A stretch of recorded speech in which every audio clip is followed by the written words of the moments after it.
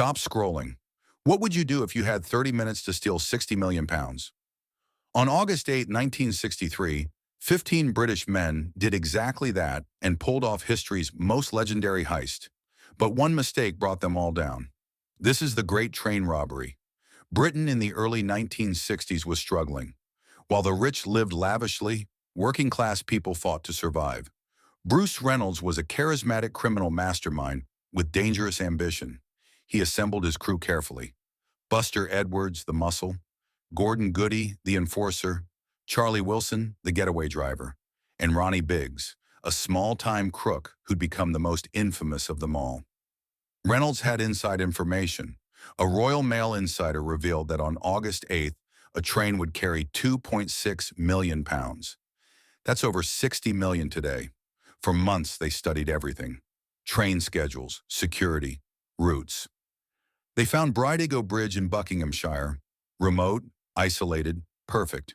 They rented Leatherslade Farm as their hideout. Inside, they prepared beds, food, everything needed to split the money and disappear. They gathered crowbars, iron bars, gloves, walkie-talkies. 3 Land Rovers and 2 trucks were modified. They practiced repeatedly, timing everything. 30 minutes to unload the train. Precision was everything. August 8th arrived. At 6:50 p.m., the Royal Mail train departed Glasgow, carrying 128 mail bags stuffed with cash.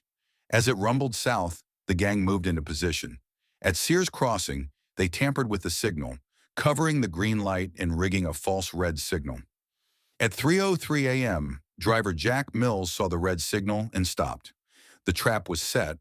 The gang uncoupled the rear cars, separating the locomotive and high-value package coach. But their retired driver couldn't work the modern controls. Panicking, they forced Mills from his cabin. In the struggle, Mills was struck with an iron bar, leaving him bleeding and injured. Despite his injuries, Mills moved the train to the bridge. They smashed into the coach with crowbars and axes. Inside were 128 mailbags, 2.6 million pounds in cash.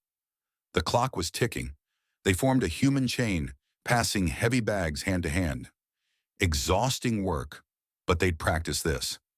At 3:27 a.m., 24 minutes after starting, the last bag was loaded. The convoy disappeared into darkness. At dawn, they arrived at Leatherslade Farm. They'd done it.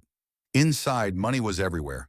Each man received 150,000 pounds, nearly 4 million today, but they had no idea how quickly it would unravel. Railway workers discovered the abandoned train at dawn. Scotland Yard launched the largest manhunt in British history. Newspapers exploded with headlines. Some saw them as Robin Hoods, but police were determined. Then the gang made their fatal error. They'd planned to burn down the farm but fled instead, leaving it intact. When police found it, fingerprints were everywhere.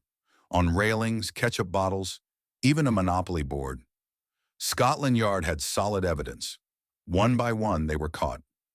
Roger Corddry hiding money, Charlie Wilson at home, Buster Edwards in London. By late 1963, most were behind bars. The trial began in January 1964. The evidence was overwhelming. The sentences shocked everyone. 30 years in prison. The violence against Mills had turned a clever heist into brutal assault. But in July 1965, Ronnie Biggs escaped using a rope ladder. He fled to Brazil where he couldn't be extradited. He became a celebrity fugitive. Tourists paid to meet him. He recorded music, gave interviews. Biggs became a folk hero living in Rio while his partners rotted in prison. But Jack Mills never recovered. He suffered headaches and trauma for life. He died in 1970, just 7 years after the robbery. His family maintained the attack shortened his life. Of the 2.6 million stolen, only 400,000 was recovered. Over 2 million pounds vanished forever. Today, Bridego Bridge is called Train Robbers Bridge. A plaque marks the spot. The Great Train Robbery inspired countless films and books. It's British folklore. Working-class men who almost beat the system. But was it worth it? 30 years in prison. A man died. Families destroyed. Millions they couldn't enjoy. They wanted to be legends and succeeded. But legends come with a terrible price. The Great Train Robbery remains history's most famous heist. A perfect crime that went perfectly wrong. If you enjoyed this story, smash that subscribe button and hit notifications for more true crime. Drop a comment. Were they heroes or criminals? What crime should we cover next? Thanks for watching. See you in the next one.